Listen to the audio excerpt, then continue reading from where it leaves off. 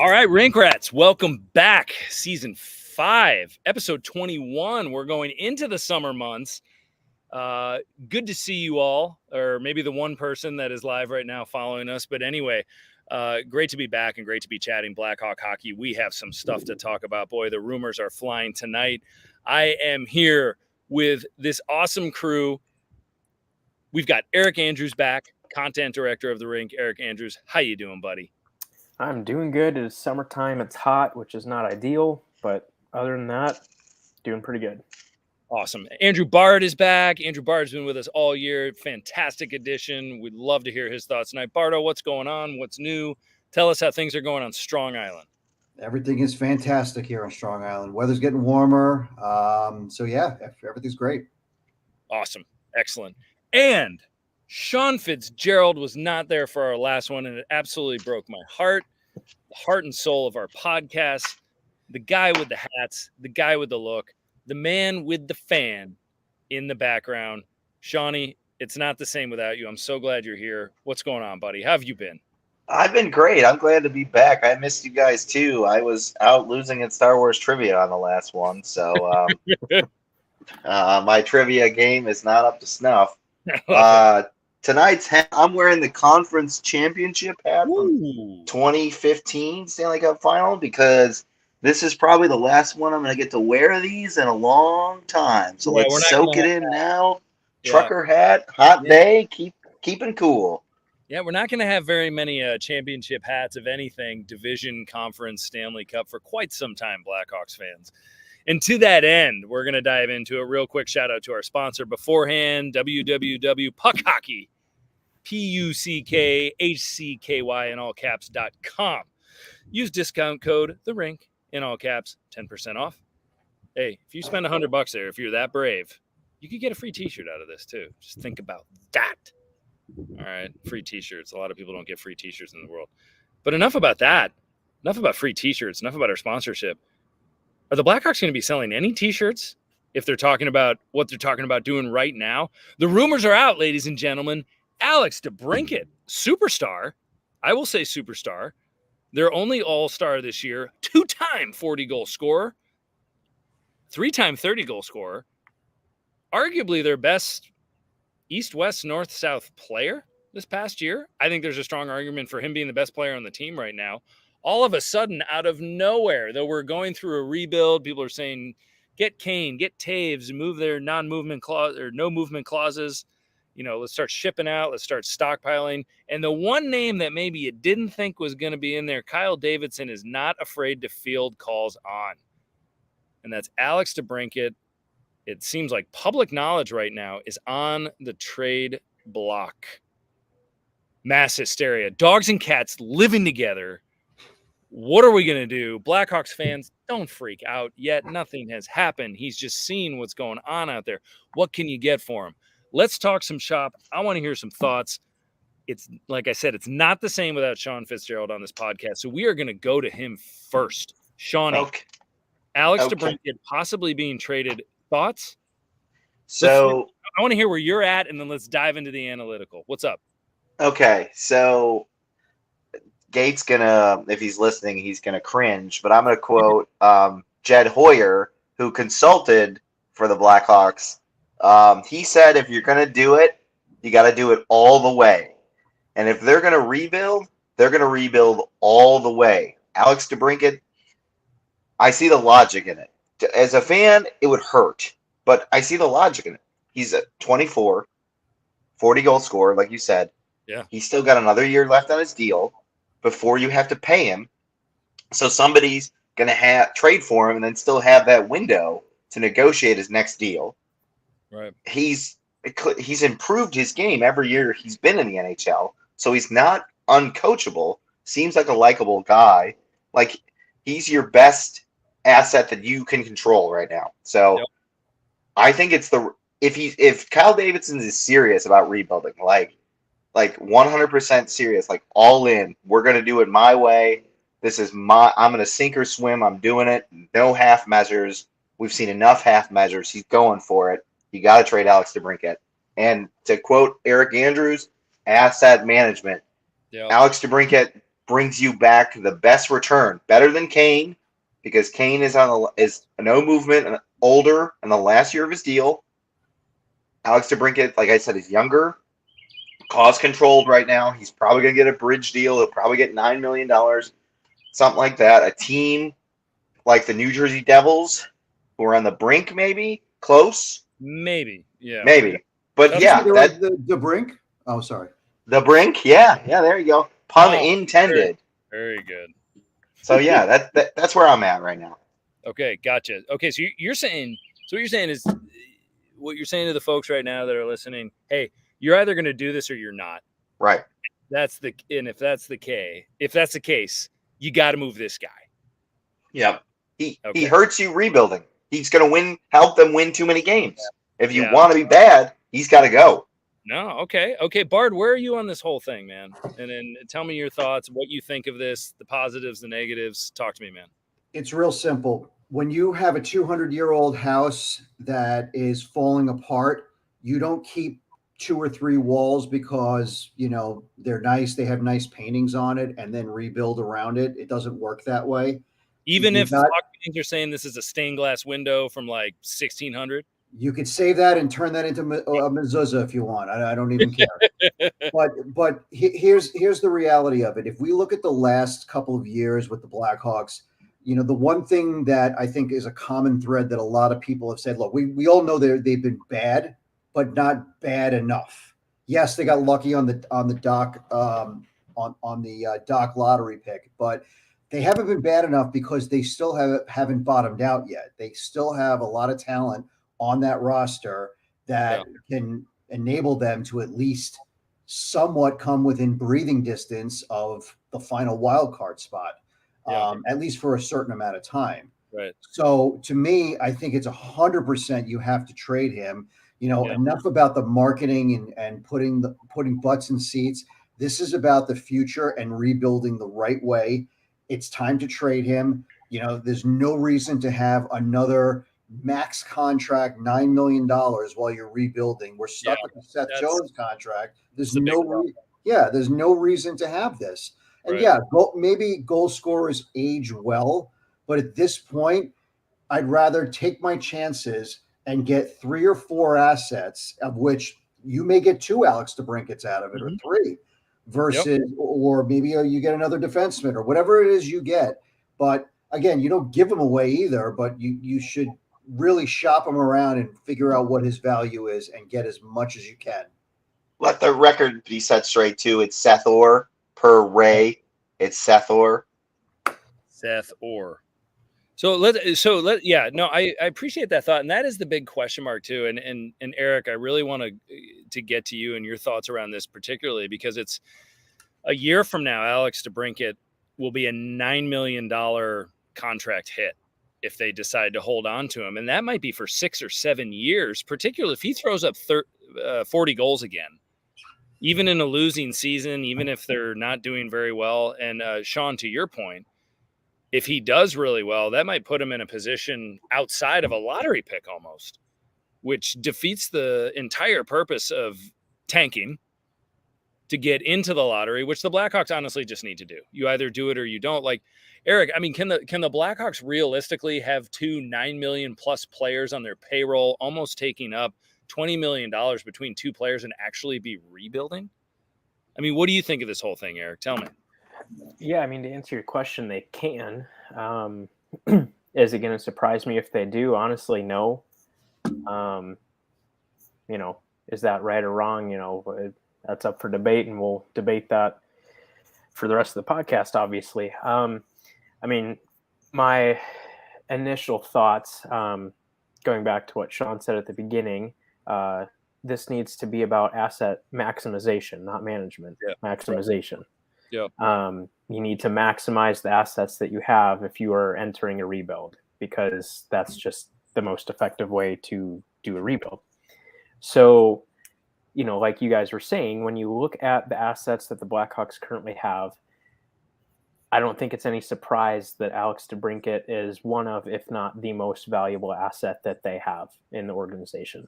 Yeah, 100%. So, then you have to decide, okay, what do we do with that asset? how is that asset going to best serve us by the time we are back into contention?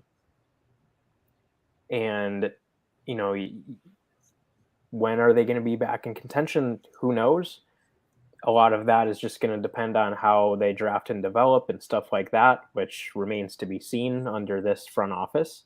Yep. You know, don't just automatically assume that they can't draft and develop because that front office is gone. You know, we don't know what this front office can do. Hopefully they'll be better, but we don't know. No idea. But, you know, the more lottery tickets you have, the better chance that you're going to hit on one of those. So all that being said, you know, they're entering a rebuild, and Kyle Davidson is floating out his biggest trade chip on the market to see what he can get. Mm-hmm. I would like to say I have no idea why so many fans can't comprehend why he's doing that, because as a general manager, you're supposed to be fielding calls, checking in on the value of your players, on your assets, and that's exactly what he's doing. He's doing his Wait, job. I thought the Hawks were just a player or two away. Isn't that what all the fans say? Well, this time last summer, that's what you were hearing. I mean, I think I said it on this podcast. That's what you were hearing, yeah. Yeah, I mean, maybe if they might be, you know, a Wayne Gretzky and a Nicholas Lidstrom away or something, but well, let's clarify that and just kind of have a unified stance from the rink. You know, folks, Kyle Davidson is doing nothing wrong right now. In fact, he's doing his job. He's doing his job. Exactly. This is what he should be doing right now. He should be receiving phone calls on all of his players as a young GM and say, what are these guys worth? We are doing a rebuild right now. What is the return? And there's nothing wrong with that. In fact, that's proactive. That's forward thinking. That's everything that he should be doing.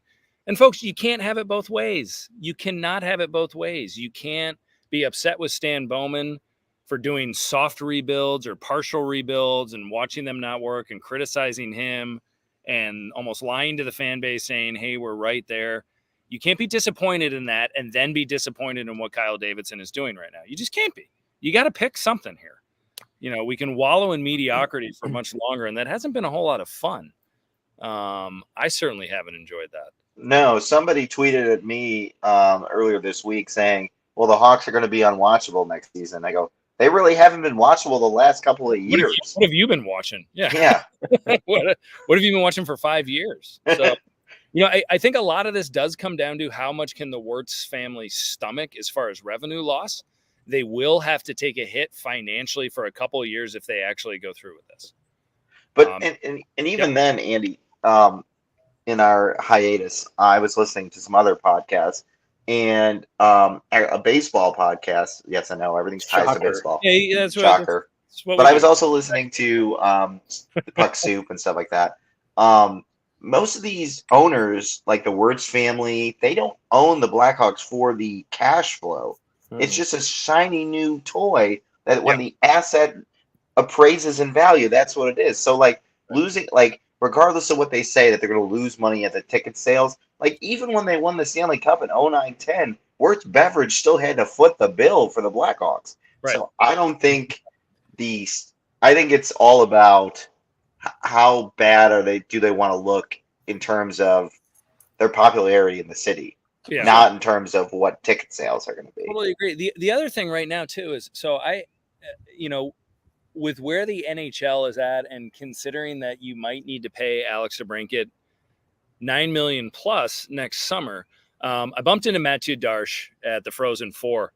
I went to prep school with him. He was a finalist to be the GM candidate with the Blackhawks. And we were talking about the Hawks and he said, just be ready. It's going to get a lot worse before it gets better.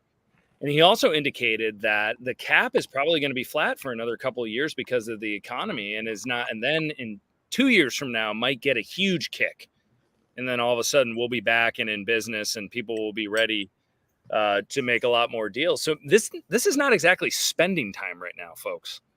This isn't the time, no matter where your team is, to throw a bunch of cash at some guy. And so, you know, the economics behind it, we're not privy to what's going on with the Wirtz family and the economics and what the Blackhawks have to do. But Alex Debrincat, to keep him through a rebuild, might end up costing more money than it would be to move him. when you think about it. I don't know. I mean, that's something to consider as well. So, I guess where I want to go now. So there's been a couple articles. So Lazarus and Powers, two guys for the Athletic, are obviously arguing the different points. Lazarus saying you got to keep this guy. Powers saying you got to move him. There was an article on NBC Sports by Adam Gretz, who sometimes I agree with this guy, sometimes I don't, just like most columnists. Adam Gretz, I'm going to go ahead and criticize you right now for the unforgivable saying that Patrick Kane was not a top 10 NHL player from 2010 to 2020. When you wrote that on Christmas Eve, it absolutely ruined my holidays because you were wrong. And so I'm going to go ahead and stick to that. But anyway, he wrote something of value today, and he started talking about the possibility of Alex Debrincat being traded. And the comparisons and the names that were being thrown out were Taylor Hall when he was young, Tyler Seguin when he was young, Patrick Laine, which is to be determined.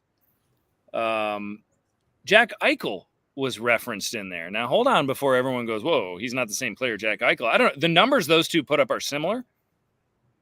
And Alex Debrincat, I think, probably does more in his own end of the ice and is less maintenance as a person. So now let's talk return. I mean, the return, if they do this, needs to be intense. It needs to be steep. It needs to be more than what the Sabres got for Eichel, because Eichel was disgruntled and wanted to leave, and there was public shenanigans behind it that are not going on with Debrincat right now. Bardo, as far as a return, what's your expectation? And we can toss a number of different things around, but it's got to be something really good if it happens. 100%. It's got to be a lot. I mean, the other thing is that Eichel had to be traded. He wasn't going, he didn't want to be there anymore. He had the injury that he was dealing with, the potential neck surgery, which obviously happened. So, and there was just zero leverage there. Plus, it was in the middle of the season. So most teams were just not going to make a deal of that magnitude in the middle of the season. For a $10 million cap hit, too. Exactly. For a huge cap hit like that. As you saw, Vegas had to get very, very creative in order to, fit him under the cap. So now you're talking about Debrincat, who is a controllable asset. They'll have him for, another year, and then he's a restricted free agent. So you qualify him. So, but who knows? Maybe if they make a trade, it's, there may be a contingency that he has to get a new contract, which is always possible. But the return's got to be steep. Second overall pick, if we're talking about the Devils being interested, I think that's certainly not out of the question. Second overall pick and maybe, another asset or two, I think makes sense. So, I think, remember, like I said before, they don't have to trade him. They shouldn't just give him away. If the right deal is there, make it. Absolutely. Well, that to the point that we were just talking about, field offers. Mm-hmm. If the offers are insignificant, don't do it. Right. You don't have to do anything. Shawnee, what would your expectation be on a return? So I'm at least, I can't remember who said this in the Rink chat earlier today, so I apologize. But somebody make a great point saying you don't trade Alex Debrincat just for draft picks. You've got to get prospects back. And so looking at the article that you referenced, Andy, Buffalo got a first-round pick, a second-round pick, Alex Tuck, and Peyton Krebs for Jack Eichel, who had the back problem and stuff like that. So I want at least like a top center prospect from anyone back. Their top center prospect. Hopefully, it's a former high draft pick or somebody on the cusp of making the NHL. Another prospect, and then other draft picks. That's what I want, because you've got to restock your the entire system needs players. So you target areas of need that you think you can develop at the NHL level, like somebody who's on the cusp of being ready to play, and then draft picks. Then you target other areas of need, because the Hawks don't have a first round pick coming into this year. So that's a big area of concern. And next year, potentially, that's for sure, they're going to have two. If you could acquire another one next year, that's 3 first-round picks. Right. That's huge for a team that's in the midst of a rebuild. So, and I think Tuck, still here. Tuck's a great. I was actually the one Blackhawks game I attended was when the Hawks blew their 4-goal lead to the Buffalo Sabres. That's And Alex Tuch put on a show. He also, I think he played really well the night before too for Buffalo. But a player of his caliber, I think, is a must include. Maybe even somebody younger than him. I think he's 25. He's 25, and he's from nearby. I think he's from Yeah. Syracuse, actually. Yeah, I mean, the bottom line is I don't think it's unrealistic for Kyle Davidson to talk to whoever he's talking to and say, you got to come more with what the Sabres did with Eichel. Yeah. It needs to blow people away.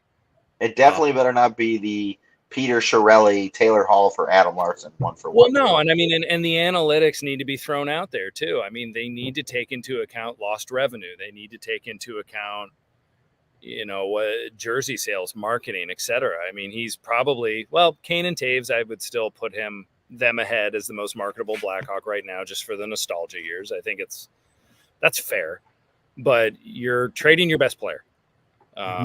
And I don't know. I mean, he's a premier player in the league. So, the other thing though, it's funny, New Jersey and Eric, I want your thoughts on New Jersey. A lot of people are just throwing New Jersey out there as the team. And so I actually like that idea in the sense that New Jersey in the last 5 years has had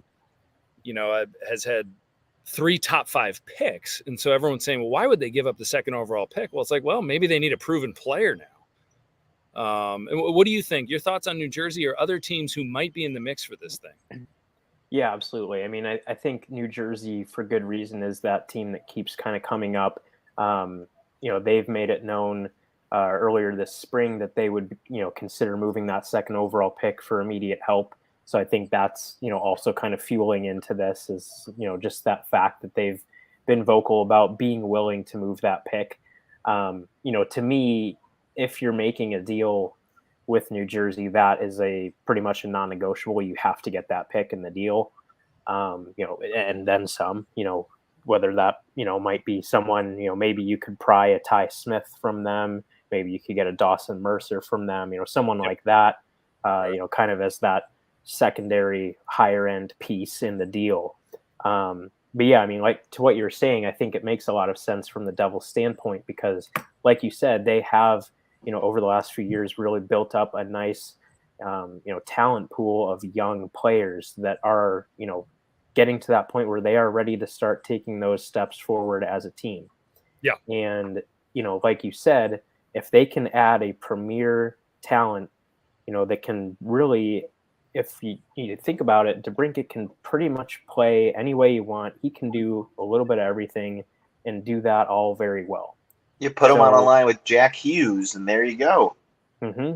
Well, and that's the other thing is they're very deep at center ice, so they can, then go after that, premier goal-scoring winger that's, probably not something they really have in their organization right now. So it's a good fit for the Devils. It's a good fit for them as far as where they're at as an organization, with the bigger assets that they have already in their system.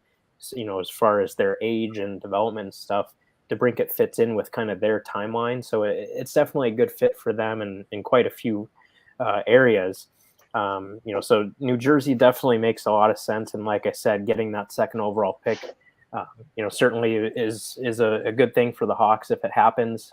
Maybe it's not Shane Wright if he goes first overall, but then you could either go for, Logan Cooley if you're really focused on a center, which I don't think is a terrible idea. Yeah. You could go for Slavkovsky and hope that he kind of almost replaces Debrincat.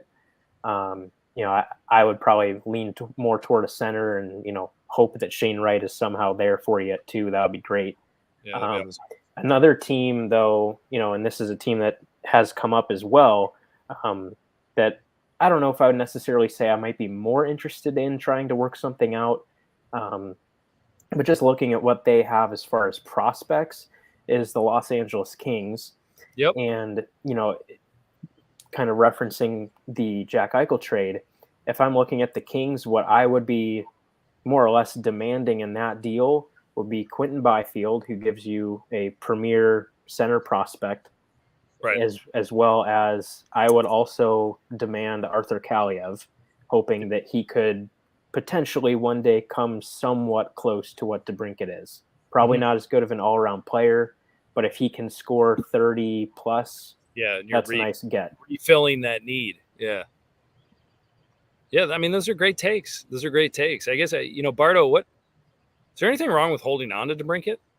Well, let me actually just go back to the point about New Jersey. The other thing that's interesting, especially being here in this area and knowing how these two teams operate, the Devils are certainly looking out the window and seeing across the Hudson River the success that the Rangers have had. So they want to accelerate, and they feel like they're ready to, accelerate the rebuild and almost do what the Rangers, did, which is, look, they had Panarin sort of fall into their lap.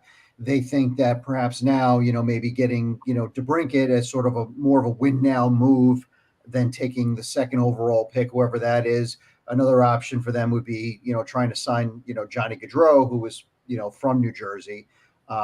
So that's another option, but they're kind of in that, okay, I think it's time to sort of hit the accelerator on our rebuild, because we have a ton of young talent. And now I think it's time to surround them with some proven commodities. So, but to answer your question, I mean, look, I think holding on to him is certainly, it's not ideal, but I mean, you could just wait it out and see if the market sort of rebuilds itself, meaning that another team comes at you, say later in the summer or early in the season, or maybe closer to the trade deadline. And then all of a sudden you're able to get, a ton for him.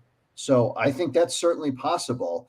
Could you keep him long-term and, then he's here by the time they're good? Certainly possible, and maybe it doesn't take 4 to 5 years, like they're saying. Maybe, you hit the lottery in a couple of times, and then all of a sudden, boom, you're almost in a similar situation as the Rangers or in other teams. Yeah. But I mean, there's certainly there's certainly positives to keeping him, but I think at this point, if we're looking to, if the Hawks are looking to rebuild the entire thing, I think trading him is going to be the best option. Yeah, and I mean, now it's being talked about. So now it's on the tip of everyone's tongues. So now the idea of him staying almost sounds like, to fans, is like, whoa, what's wrong there? I guess I know Ray. What's up, Ray? Ray Napientek. Maybe the biggest. People will come, Ray. Yeah, people will come, Ray. Maybe the biggest Alex Debrincat supporter out there. Doesn't want to see him dealt. He is a hell of a hockey player. It would be a shame that, no one saw Alex Debrincat being shipped out of town at the age of 24. At the same time, though, I mean, I don't like, if you're really rebuilding, there might not be another opportunity to move him than summer. Sure, the trade deadline coming up, but you're not going to get what you would get in a summer sweepstakes. And then if you have him at $9 million and you're still rebuilding and you're still losing, is someone gonna be able to take him on for 4 or 5 years at $9.5 million if all of a sudden he's on a losing team and he stops producing? I hate to be the naysayer and say, well, what if he goes on a downward trend? But it's very possible. The one downside of right now is that we're looking at a flat cap for the next couple of years, and knowing that his number is going to go up, then that could turn teams off. But who knows? Here's something I've been thinking about this whole time too, with trading Alex Debrincat. Is he the domino that forces Patrick Kane to move his no movement clause? Well, that's the big kicker. Yeah, that's Because I don't know if there could be a cause and effect there. I don't know if that's the intention, but is that finally the way that's going to be like, okay, where Kane's like, right now, I mean, they just keep shipping everyone out of here. Maybe it's time for me to go. Right. There's legacy and there's rotting on the vine, to use a quote from the Bardo here, rotting on the vine here in Chicago and playing out the rest of his career on a losing team. Well, if that's the case, if that's what it takes to get Kane to waive it, so be it. Let's go. Like, if you could trade Alex Debrincat and Patrick Kane in the same offseason, like the return, Kyle Davidson theoretically would be able to do what he create his vision that, and then it's all on him. Like, he has the keys. There's no garbage hanging on the back of the car. Everything's good. It's all shined up. He can do whatever he wants with it. Yeah. And So folks out there that are listening or that will listen tomorrow, keep in mind too, we're not talking about trading Brandon Hagel here.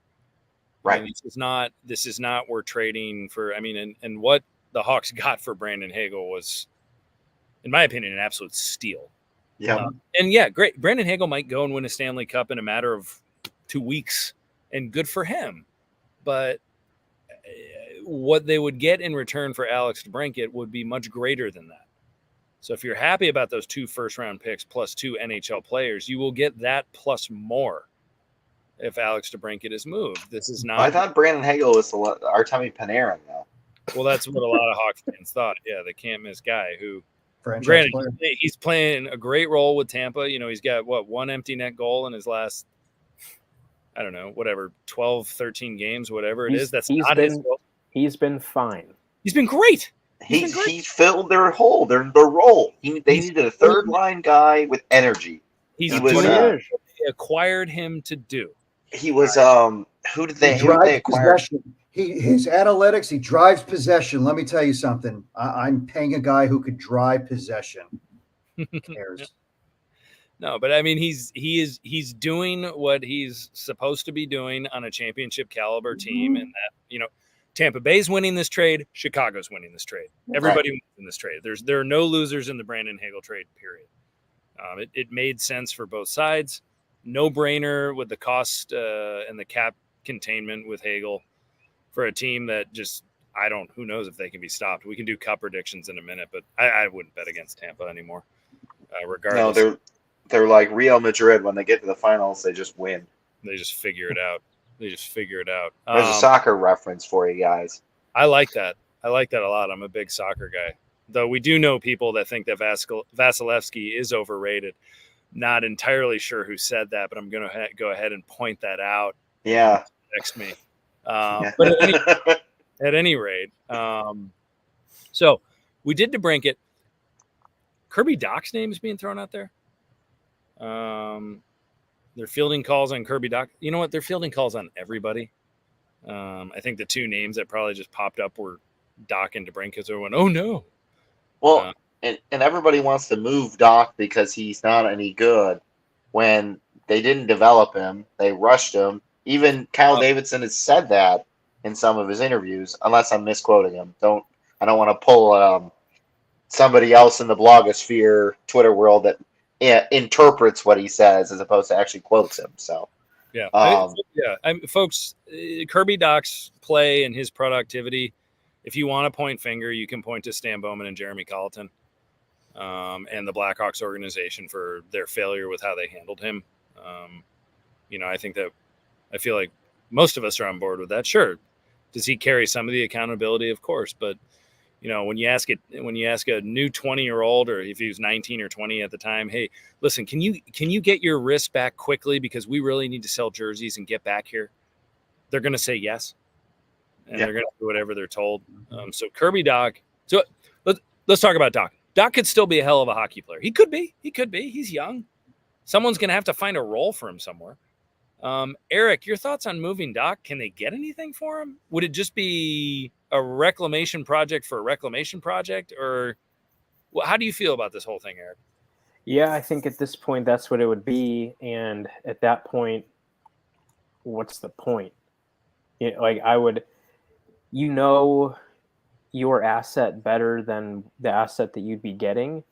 So the only reason to me that it makes any sense to move him is if you've seen enough at this point where you truly do not feel that he can become a top 6 player long term.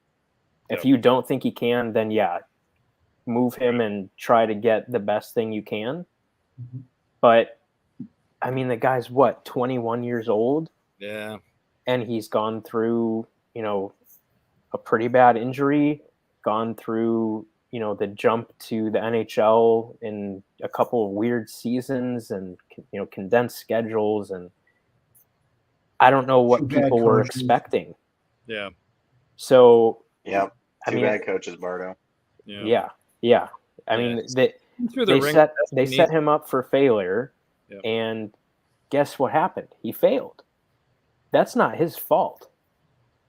Like I said, what did you expect for him to do? So, but unfortunately, it's too late to go back and do things the right way. You missed out on these 2 or 3 years to properly develop him, and it certainly backfired on them. So now it's kind of just hoping that he can still put it together. Yeah. And, maybe he becomes a good second line center or a top 6 winger or whatever it might be. And if so, that's okay. You still need those guys, and maybe it's not what you originally hoped for, but it's still a top 6 NHL player. That's a valuable piece.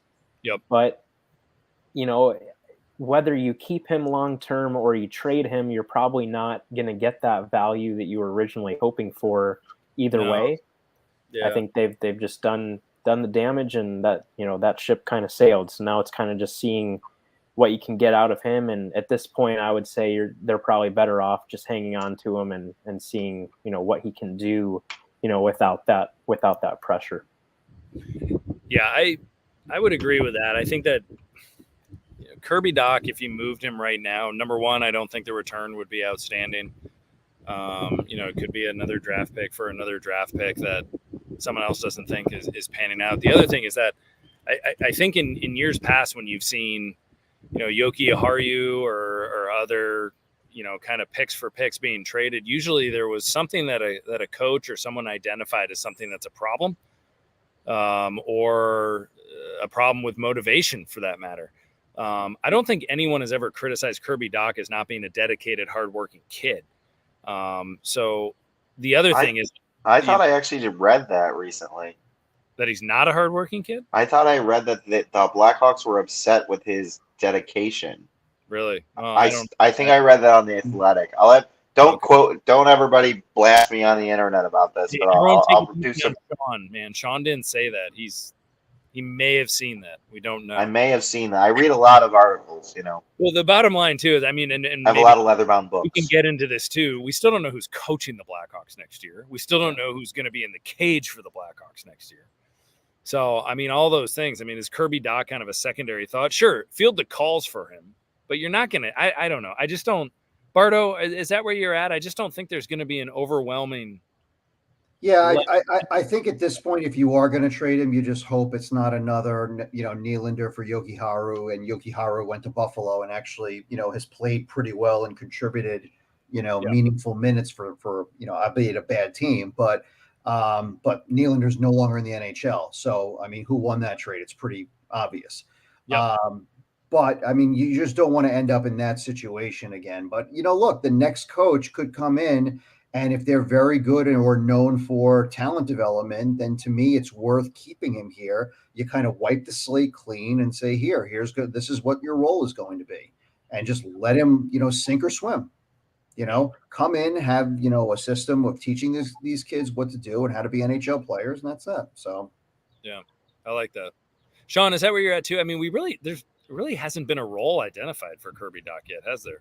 No, yeah, they've got to this offseason, whenever they get the new coach installed, they've got to come up with a plan for him. Like that, I think that's the biggest issue. They Derek King was trying to do stuff with him this year, but he didn't. Derek King was trying to do stuff with the whole team for long term, but you don't know if he's going to be the coach. Obviously, we talked about that they rushed him. He was injured when he started. They rushed him. They played him 3 games at Rockford. They rushed him, so on and so forth. So, yeah, they need a plan for him. We're not at the point where it's like a Jack Skilly dump from Michael Frolik that happened to pan out. Yeah, that was great. That was great, but I don't think proof of his life. Yeah. I don't think Kirby Dach's reached the Jack Skilly level of no. And we need to get rid of him. So okay. And on a previous podcast, I think I'd mentioned that, with Kirby Dach, what is he? We don't know what he is yet. We don't know if he's a winger, a center. Is he good defensively? Is he a goal scorer? Is he a passer? We know he sucks at faceoffs. That could always get better. But we just don't know what he is, because I just don't think he's been coached properly. Well, I know he hasn't been coached properly. There's been no development strategy behind it. Right. So hopefully the new coach can establish a role for him and figure out what the hell he's actually good at. We've seen skill. We've seen glimpses. Going back to the Edmonton bubble, he was probably, their best player, either him or Toews, but he was great in that series. Yeah. So, No, he did really well, and I think we're hitting on all the right buttons. I mean, there really hasn't been any sort of plan for Kirby Dach, Mhm. and hopefully someone can come in and identify that.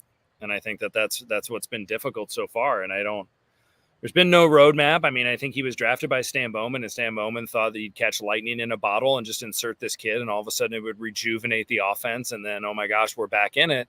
And it didn't happen, and that was unfair for Kirby to put that on his shoulders. So I don't know. We'll see what happens. Again, Kyle Davidson field calls on everybody. See what's out there. Someone could bowl him over, but I just don't. Obviously, there's going to be a ton of interest in Debrincat. I just don't know how many will call and be like, Kirby Dach's a player that we think can get us the next place we need to be. And that's not an indictment on Dach. It's just where he is in his career. Maybe after his next RFA deal, if he's still not panning out, maybe somebody calls and says, we think we can fix him, or we think we can develop him into somebody we can use, or something like that. Then you feel those calls. That's the other thing, is holding on to Dach is zero-sum game. It's pretty cheap. Yeah. He won't be it's a pretty cost-effective re-signing if that's what they do. So I guess we had one question come through when we posted this on Twitter. So to the one person, Joe Pizza Lover Temp, Go Bolts, no idea who you are. I'm sure you're awesome. But two questions. One were thoughts on Bruce Cassidy as head coach of the Blackhawks. Obviously, that ship has sailed. Bruce Cassidy is off to the Vegas Golden Knights, where he will have a great lineup to work with. He's good with good lineups. His record with the Boston Bruins in the regular season was the equivalent. Someone tweeted it, but I mean, it was right up there with Scotty Bowman and some of the best coaches of all time during the regular season. Bruce Cassidy had some issues with the work ethic and drive and dedication of Jake DeBrusk. Bruce, good luck with Jack Eichel. I just want to throw that out there. Andy, you're in the Boston area. What was the temperature when they fired him? Because at least what I read, they told him the night before you're going to stay, and then they canned him the next day. People are upset. I'll say that the Boston faithful right now are bummed out. They like Bruce Cassidy. There are so many rumors floating around there. I've got friends that have said, well, I'm glad Cassidy's gone because he publicly criticized players for their work ethic. I personally don't have a problem with that necessarily, but I think a lot of people are feeling about Don Sweeney the way that Blackhawks fans feel about Stan Bowman, that he's saying, this is my one way to demonstrate that I'm in charge right now, and this is my last chance to save my job. Don Sweeney has drafted so poorly. At one point, I forgot the year of the draft when they had the 13th, 14th, and 15th overall picks. That was the DeBrusk year. Yeah, and the players they left on the board, I mean, were just Svestikov and Barzal, and I mean, all these just unreal talents.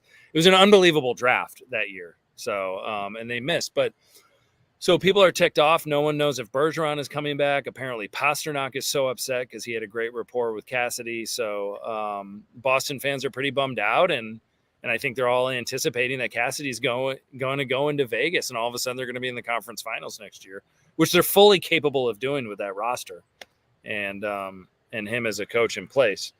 But back to the Blackhawks and the coaching search, Eric, where are we going here? King is still a candidate. Do you want King back? What's next? I mean, I don't. Trotz is out. Barry Trotz will not be part of this search. Where are we with a rebuilding team? What do you do here? Do you just plug someone in? Yeah, I mean, I don't know. I almost feel kind of indifferent about who it is. It's more about kind of what type of coach they are. I mean, it needs to be someone that their strength is developing talent. I don't care who it is. If it's Derek King, cool. If it's Joe Schmo, cool. It doesn't matter to me who it is. It's more about what that coaching style is and how that fits into where this franchise is. I know. There's been a few names that have been thrown out there as guys that they will or have talked to. Again, kind of indifferent about those guys. In a way, it's kind of like if you're going to go with someone that has, the angle of developing players and being kind of a player's coach, I don't see why you wouldn't just keep King around. That's what he is. So if that's what you want, I don't see what the point is in bringing someone else in and changing it up. And, changing it up is what you do, when you're Boston, when you have the team and you just aren't getting results. So they don't need to change it up as far as the coaching style and the mentality and stuff. What King does is basically what they need.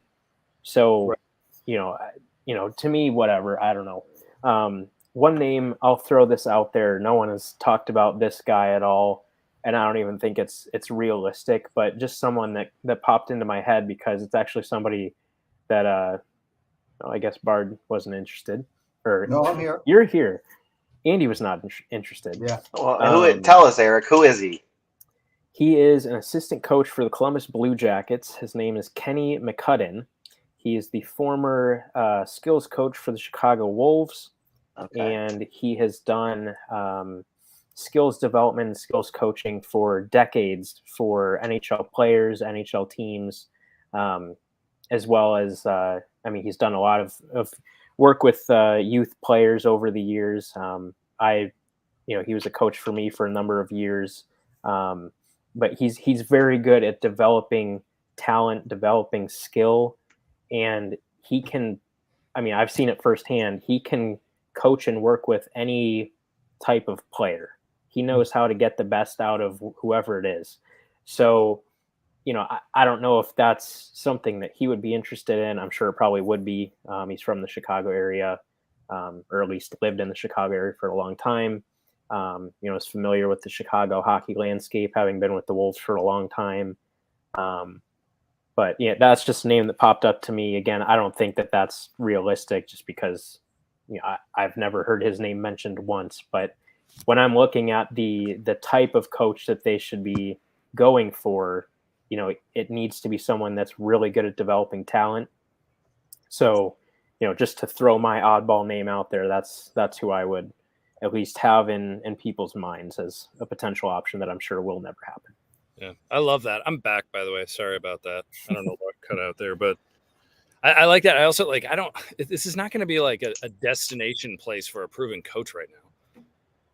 There's only 30, how many teams are there? 32, 30 teams. There's only 30 of those jobs in the world. So, there's somebody that's going to want to come in and, be that guy that, ultimately, helps turn this franchise around. They know it's going to be they'll tell you in the press conference, we know it's a long road. We know what the vision is and the plan is, and it's going to be a lot of work. So, yeah. To your point, though, Eric, about the guy that you just mentioned, though, I don't want the Blackhawks to be gun shy about, because of what happened with Colleton, around hiring another young person. He's not young. He's probably like in his 50s or something, maybe early 60s. But he's been around for a while. He was I think he was an equipment manager for the Hawks in the 80s when my dad worked for them. So, he's even been in the organization before. So, nice. So he knows about gunzos and like history of Chicago, that kind of stuff. He sure does. That's awesome. Nice. Well, I think there's one thing that we touched base on before we hit the record button, and Sean and Bardo, you guys were really in on this, and that was the goaltending situation. And the name Peter Mrazek has been thrown out in trade rumors. As far as acquiring some help. The Blackhawks really don't have a whole lot in the pipes right now. In fact, next to nothing. Sean, Mrazek, goalie, anyone? So, does someone call us, please, and tell us you want to play goalie? So, Mrazek makes a lot of sense. I think Scott Powers did an article on it. The Davidsons, or Kyle and Kyle, put their Dubas and Davidson put their differences behind them after their faux pas last year. So obviously Toronto has to move Mrazek because he can't be counted on to play consistent goalie. The Blackhawks don't really need a Marc-Andre Fleury type goalie during a rebuild. They just need a guy who's not going to get embarrassed every night. And that's what Peter Mrazek will do. He's under contract for the next 2 years. Maybe if you're helping Toronto out essentially by taking him. Sure. So obviously you're going to ask for a sweetener in the deal, which should help. And then you've got a goalie for 2 years. Maybe you pair him with Soderblom, or you let Soderblom start in Rockford, and hopefully you can bring him up later in the year. But yeah, Mrazek makes a lot of sense just because he's not going to cost you. He might even be similar to what the Hawks did with Marc-Andre Fleury, where you literally give him a prospect that they're not going to keep. You take all the money, and they give you something to sweeten the pot. Or you give them back some serviceable player that they can play on their fourth line or something. Yeah. And you do that. Yeah. So, yeah, Mrazek makes a lot of sense in that regard. Good take. But Bard, your thoughts on Mrazek and just the goaltending situation in general? Is there anything you want to see happen? I mean, they need someone back there. Yeah, I mean, look, if they can take someone like Mrazek or anybody like that off, or off a team's chest for a couple of years and absorb the salary and get a sweetener, I would do that. I'd also like to see, said veteran also be somewhat of a mentor and maybe help along these young guys that they have. I mean, look, Bring we back have no idea. What was that? Bring back Marty Turco or something. Yeah, Marty Turco. I'll take Peter Sidorkowitz. I don't even care. But Jocelyn Tebow. yeah, I mean, it's simple. It's we don't know if Jackson Stauber, if they caught lightning in a bottle with any of these guys. I mean, who knows? I mean, let's just see if somebody can, teach them how to be an NHLer, and maybe eventually these guys develop into something. I mean, quite frankly, I don't think you need an elite goaltender to win. I mean, it's been proven before. I mean, the Blackhawks did it in 2010. I'd rather have the elite team in front of the goaltender. Right. I just need the goaltender to make the big save. So quite frankly, if you can just develop these guys into somebody who's solid, then that's fine. I don't want to be a team that builds around its goalie. That's not the way to build a championship team. It's not how the NHL works. Right. So quite frankly, I mean, I just want somebody who is a veteran that maybe brings along a sweetener and that could, sit there for a couple of years and also play for a couple of years and then also mentor some of these young kids. Yep. Isn't Berube still out there too? JF Berube? Yeah, isn't he still out there? I think so. Yeah. I thought he played a little with Columbus last year. Might have.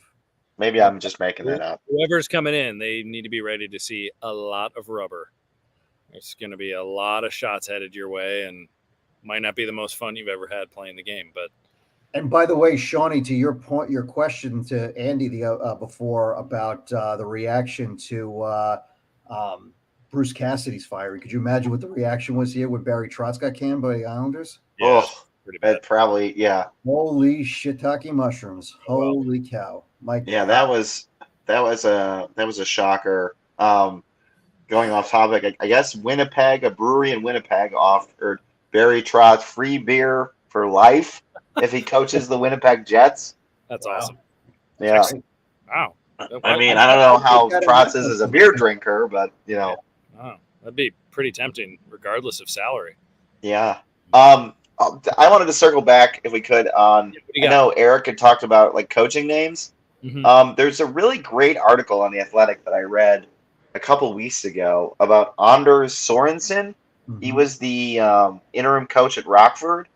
If they don't go with, I know he necessarily doesn't want to be a head coach. They made that clear in the article, but he did a great job developing the prospects at Rockford and playing well with the Ice Hogs down there too after he took over for King. Yeah. So I think whoever the next head coach is, if he's not at Rockford, he'll be on the staff with the Blackhawks. Okay.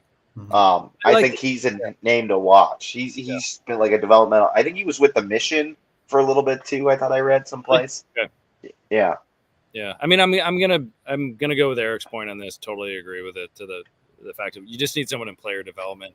Mm-hmm. You don't need someone that's going to systematically try to dissect other teams and get in the win column here. That's not the idea. The Hawks should be tanking right now, and that's that's the end game while trying to get younger kids better. So Frank Cervelli too said Todd Reardon, Brad Shaw, and Luke Richardson are the names. Sure. Yep. Which, okay. Yeah. Reardon, whatever. Tabor Academy grad. Luke Richardson, yeah. I mean, he had a great playing career. Who knows? Maybe he could do it. I don't know. He's certainly toughen up the blue line. Flyers legend. That's for sure. Leafs legend. Oilers great. Yeah, he used to hit hard. Well, we're approaching the hour. Any final thoughts, lads, before we ride off into the sunset? Are we doing our Stanley Cup predictions? Let's do it. Let's go around. Do you want to go first, Shawnee, since you brought it up? Stanley Cup predictions. Sure. I'm going to say Tampa Bay in 6. I think Toronto had the best shot to knock them off. They took everything Toronto had, and they survived. I don't see them losing. They've gotten this far. I don't see them losing in the Cup final. Eric, what do you say? I really think it's almost a coin flip. I think it truly could go either way. It's so hard to go against Tampa Bay right now. Yeah. I mean, how can you truly think that they can't win? One thing that I'm really curious to see how it unfolds, and I think could potentially be a difference in the series, is, you have both teams' second line centers kind of coming back from injury or trying to come back from injury with Braden Point and Nazem Kadri. So I think, how that dynamic kind of unfolds throughout the series could end up being the difference. And Point's had a lot of time off because they swept Florida, and he got hurt in the game 2 or 3. Yeah, he missed 10 games. Yeah, he's very close. He's very close. Yeah, he was practicing on the first power play today. They said that there's a good chance he could play game 1. Yeah. I mean, I'm sorry. I mean, in no difference in Nazem Kadri. I think Kadri's a hell of a hockey player, but bringing back Braden Point is. Yeah. And Kadri may come back in the middle of the series at the earliest. And he wouldn't be as healthy as Point probably will be. So you look at that comparison there, I think that's a potentially interesting storyline, but it's still, probably the biggest storyline is, the difference in goaltending. I mean, I don't the overrated Andrei Vasilevsky versus he's Frank Coors. He's nothing special. I mean, I would probably take, Kemper and Francouz over Vasilevsky any day. I mean, he's just an average goalie. So, no, I mean, you look at what Vasilevsky has done in the postseason the last couple of years, and I mean, good luck. Like, you might catch him one bad game, but you're not beating him 4 times. No, I mean, Bardo, your prediction? I'm going Lightning in 6. I think actually this Stanley Cup matchup is tremendous. I think it's the best matchup, roster versus roster, since 2015 when the Hawks faced the Lightning. These two rosters are loaded. I hate picking against Cale Makar because I love him. He's my boy from UMass. But the Lightning are just, they know how to win. They're Cooper can outcoach anybody in this league. And I think he's going to run circles around, Bednar. And I think, like Shawnee said, I think they got the scare out of them early with the Leafs. And maybe even the Rangers series going down 0-2, but then, they just turned around and kicked the shit out of them. So, I'm going Lightning in 6. Yeah. Okay. I'm going to do the same deal. Lightning in 6. And call me a conformist. Call me whatever you want. Just don't call you late for dinner. Right. Don't call me late for dinner. And I'll say Tampa in 7. Okay. Oh, road win. I think Colorado will win game 1, and I'm going to hold firm to that. I think Colorado will run riot, and everyone will get all excited about them. Cooper will take a step back, as he did in the Ranger series, and say, okay, what do we need to do to address this? We'll implement the stretch pass. We'll just lock down a little bit. We'll slow them down, and then they'll have less chances against the best goaltender in the world. He's not going to pull an Urban Meyer and say, hey, I think that Nathan McKinnon guy's pretty good. They're not shooting against Binnington. They are not shooting against Mike Smith in this series. I think Vasilevsky, and I will. My Conn Smythe prediction is Vasilevsky. Yeah, I agree with that. Yeah. I think maybe he'll give up a few in game one, and then I think in the Lightning wins, he will give up 1 goal max, and I'll stand by that. And I'm actually thinking the first game is going to be very similar to like that Edmonton, Colorado, and Edmonton, Calgary first game, where it was like a 7-5 game. I could see, a little bit of a feeling out process, and it becomes like literally a skating around, a shoot around, and just speed back and forth. And they just, test each other's mettle, and before game 2, and then they all of a sudden, clamp down. Yep. You got a nervous rookie goaltender also, unless Kemper somehow makes it back, but that's what I think is going to happen. Got it. All right, fellas. Well, be well. Good to see you. Good to be seen. Impromptu get together. More of these, please.